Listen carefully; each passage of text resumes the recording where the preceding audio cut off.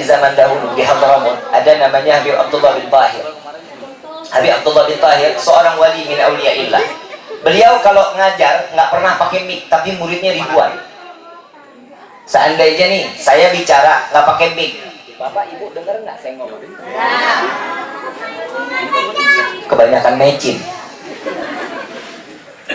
Zaman dulu nggak ada mic, nggak ada sound system, muridnya ribuan, ngomong semuanya dengar, dan semua muridnya semua menjadi orang-orang soleh dan alim. Habib Abdullah bin Tahir didatengin. Ada orang saat itu Habib Abdullah bin Tahir ini punya tetangga, orangnya ahli maksiat, hidupnya zina, membunuh orang, nggak mau dekat sama ulama, jauh dari ulama, nggak pernah dengar nasihat, nggak mau. Tapi di saat pengajian Habib Abdullah bin Tahir, beliau datang dengan niat bukan buat nuntut ilmu. Yang pertama niatnya dia mau nagih utang. Niatnya apa? Nagih utang. Yang kedua, jika orang tersebut datang ketemu ditagih utang, dia nggak bayar, dia mau bunuh.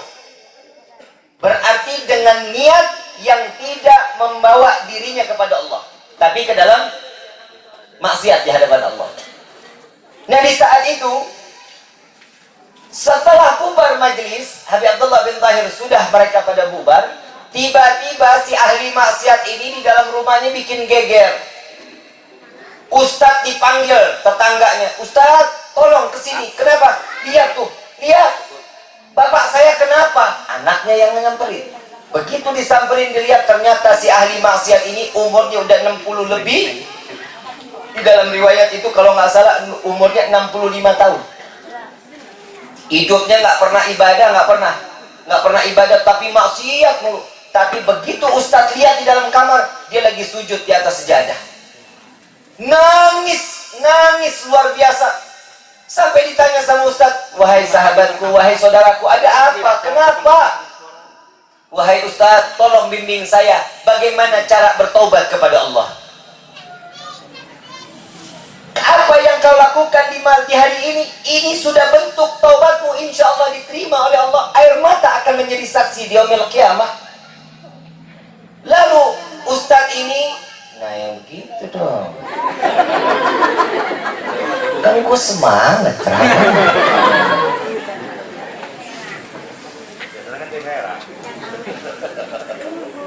Ayo Jak, yang lama-lama entar lu yang di TV yang lama. Ini Bapak Sahibul Hajat, saya izin, ini acaranya live di YouTube, nggak apa-apa ya? Boleh ya? Nanti bisa di rolling lagi, mau ditonton lagi boleh. Kenapa? Sekarang media sosial itu harus dibawa banyak dakwahnya daripada kemaksiatannya. Kenapa? Kalau tidak, hancur generasi kita, hancur benar-benar. Nanti pulang dari sini, ambil handphone, subscribe, like, and share. Dia promo kenapa emang? Terusin ini. Ini Ustadz datang ke Habib Abdullah bin Tahir. Habib, saya mau cerita. Ya, gak usah cerita, saya sudah tahu, kata Habib Abdullah bin Tahir. Si ahli maksiat itu, hamba Allah tersebut datang ke saat dimana majlisku sedang dimulainya di dalam majlisku. Aku tidak sengaja melihat rahmahnya Allah, kasih sayangnya Allah masuk ke dalam hatinya. Beliau ini wali bin auliyaillah. Lalu langsung aku mengangkat dua belah tanganku di hadapan Allah. Aku berdoa kepada Allah agar orang tersebut diberikan hidayah oleh Allah Subhanahu wa ta'ala. Ternyata doanya dikabulkan, orang tersebut mendapatkan hidayah dari Allah. Setelah 3 hari baru belajar untuk ibadah kepada Allah, nyawanya diambil oleh Allah. Mati dalam keadaan sujud kepada Allah. Maksiatnya berapa puluh tahun, tapi dalam waktu beberapa hari Allah angkat derajatnya, penuh dengan rasa taubat, dan taubatnya diterima oleh Allah Subhanallah. Nah, yang kita ini bagaimana?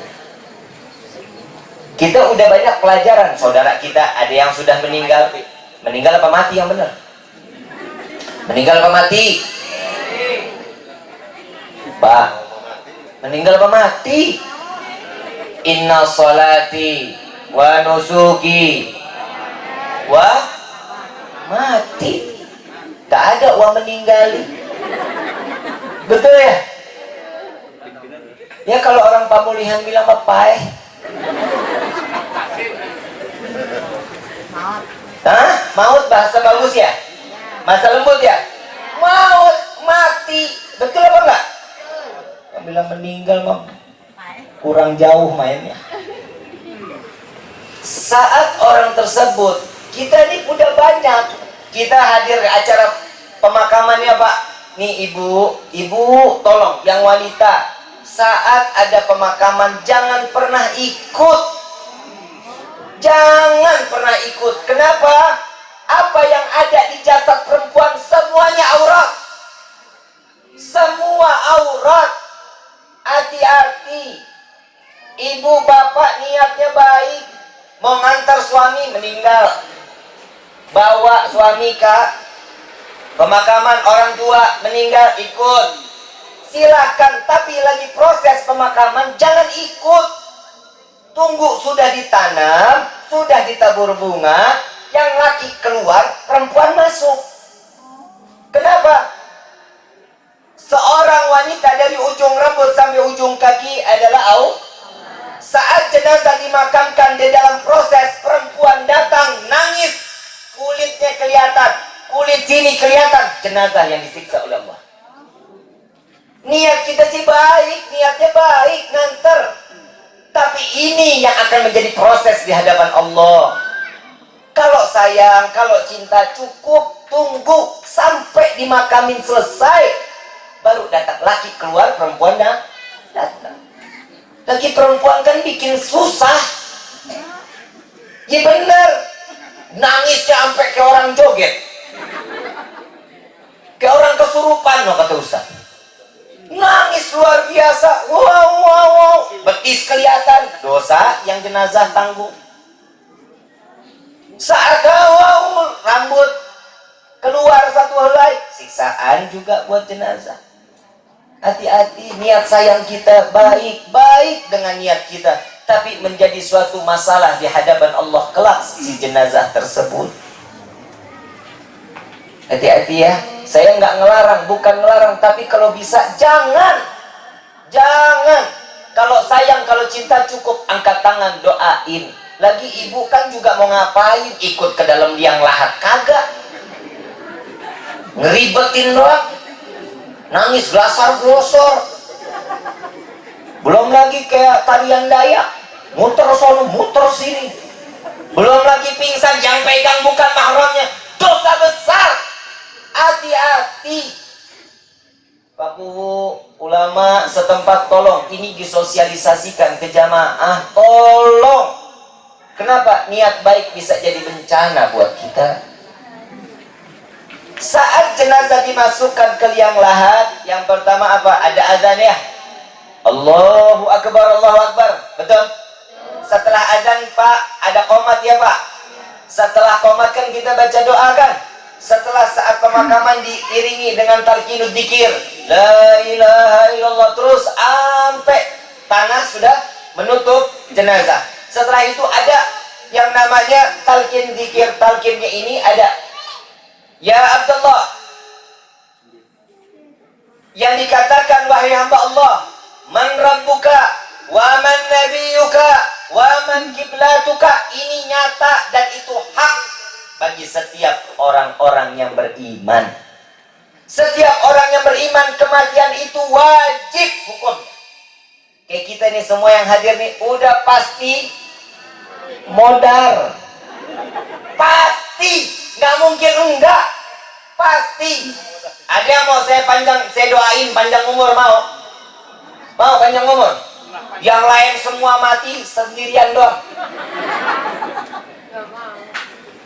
Begitu mati terakhir, mandi sendiri, pakai kain kafan sendiri, sono ke liang lahat sendiri, begitu ngubur sendiri.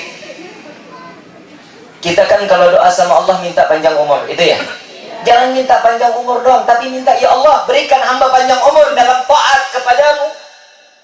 Ini minta panjang umur doang buat apa? Buang-buang umur kita.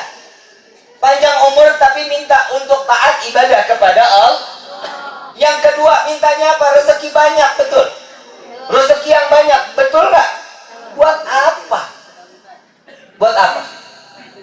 Sedekah kagak, korek iya, merki luar biasa, pelitnya luar biasa. Kalau minta dosa, Pak, Bu, minta dosa, ntar ya saya peres dulu. Rezeki banyak buat apa? Minta lagi, ya Allah berikan hamba rezeki yang banyak agar hamba untuk selalu bisa bersedekah di jalanmu ya Allah. Mintanya kayak begitu. Ibu bapak orang pemulihan kalau dikasih jadi orang kaya sombong kita. Kita tahu kalau kita dikasih jadi orang kaya sombong luar biasa. Betul apa enggak? Oh kan yang bilang betul makanya nggak dikasih kaya. Nauzubillah min dzalik. Orang yang saat hidupnya tiba-tiba naik, ya, ada usaha tapi tiba-tiba naik, sombong luar biasa. Tapi saat orang dari bawah nih, pelan-pelan naiknya. Begitu di atas ada masalah. Begitu turun, tahu bagaimana cara buat ngebangkitinnya. Tapi kalau orang dari awal sudah diberikan nama Allah, rezeki yang melimpah, tapi dia lalai kepada Allah, begitu dia jatuh, pasti tuh orang kalau nggak gila, stres, bunuh diri. Betul? Karena nggak biasa. Tapi kita kan alhamdulillah minta rezeki yang banyak untuk bisa bersedekah di jalan Allah. Terus kita lagi yang terakhir mintanya apa? Panjang umur udah, minta rezeki banyak udah. Yang ketiga apa? Mati husnul, anak soleh entar nomor 1000. Betul apa enggak?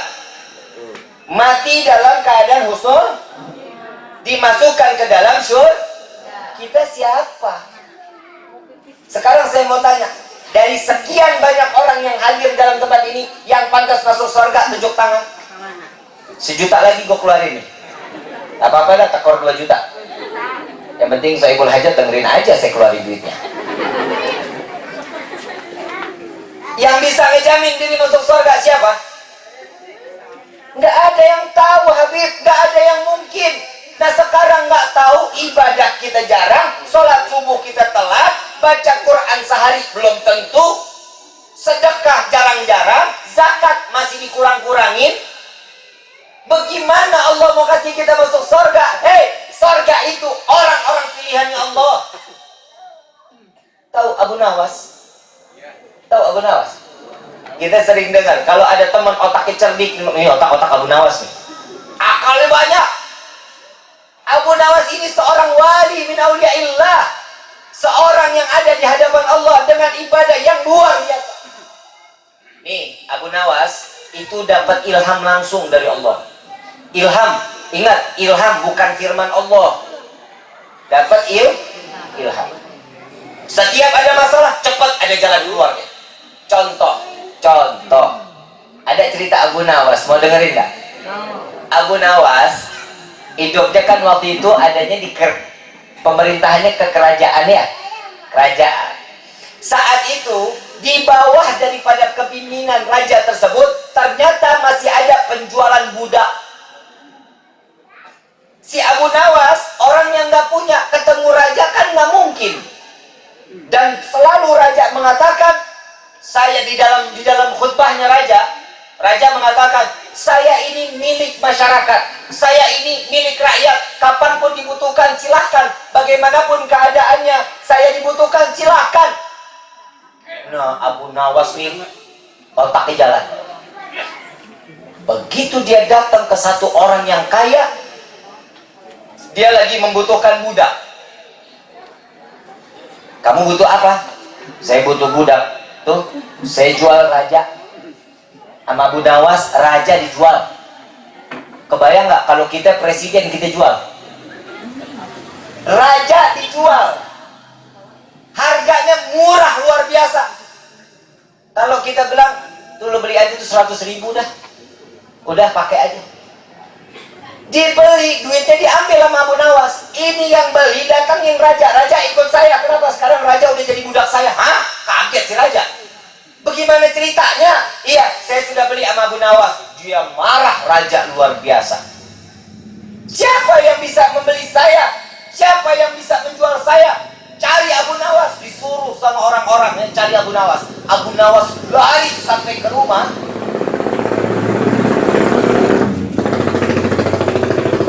Begitu Abu Nawas sampai di rumah, bilang sama istrinya, "Cilaka saya, cilaka." "Kenapa?" "Raja kejar-kejar saya mau dibunuh sama raja." "Kenapa?" "Ya udah, pokoknya kalau ada yang datang bilang aja saya mati."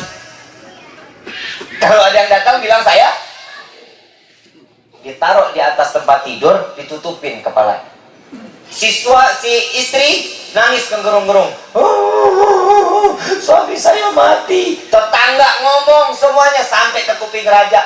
Ini ajudan datang kaget melihat, ya Abu Nawas mati. Sampai ke raja, kan nggak jadi kan? Nggak jadi, mau dituntut nggak jadi, orang udah mati. Begitu disampaikan, Raja Abu Nawas mati. Sedih raja. Raja ini walaupun sering berantem sama Abu Nawas, tapi punya iba kepada Abu Nawas. Begitu dia datang ke istrinya, "Wahai istri Abu Nawas, apa wasiat terakhir Abu Nawas? Bilang kepada saya," kata raja. Si istri bilang, "Raja, wasiat terakhirnya Abu Nawas meminta tolong kalau Abu Nawas ada salah dimaafin. Jangan ada dendam, dimaafin." "Baik, saya sudah memaafkan dosa Abu Nawas, nggak punya salah." Tapi kata Abu Nawas, wasiat terakhir diumumkan ke rakyat. Minta maaf, maafinnya itu diumumin ke rakyat.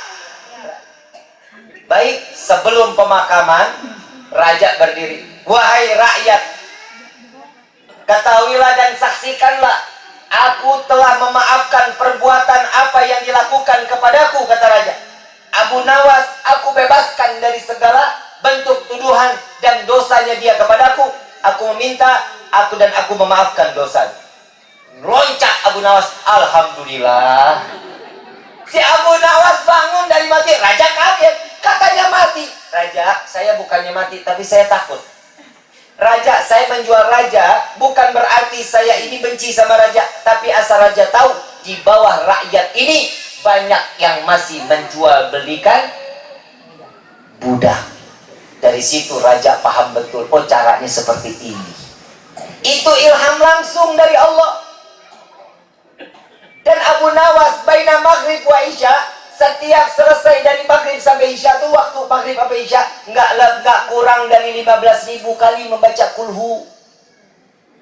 Setiap rakaatnya di dalam sholat, Abu Nawas khatam Al-Quran. 1 rakaat khatam Quran. Baca zikirnya baina maghrib wa isya, kulhu banyaknya 15.000 kali. Tahu doa Abu Nawas? Udah pernah dengar doa Abu Nawas? Ila stulil firdausi a'la wala naril jahimi fahab waghfir dhunubi fa innaka ghafirun dzambin azimi.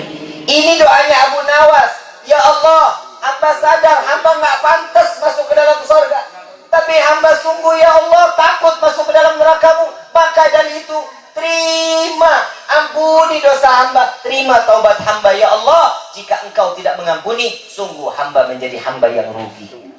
Ini doa judulnya doa merayu Allah. Ini doanya Abu Nawas yang ibadahnya kayak begitu. Kita